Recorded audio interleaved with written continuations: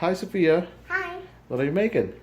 Dumplings. Dumplings. Who showed you how to make dumplings? Mom. Who makes better dumplings? Probably me or mom. Say that again. Probably me or mom. So, which one did you make here? I made this one. Okay. Can you show me how you make it? First you have to make it into one, and then make sure the outside part here has to be wet so it gets stuck. So it's just water. You're putting just water on the outside, Yeah.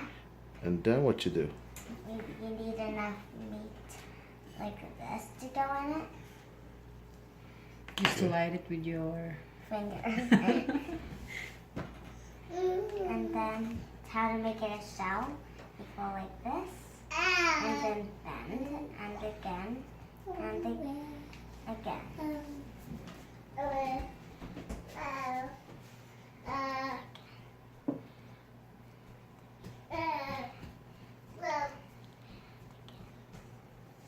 Yeah.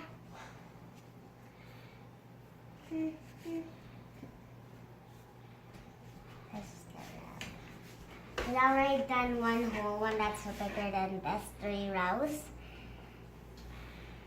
Where is it now? Awesome. We're very nice. Thank you, Sophia. Bye!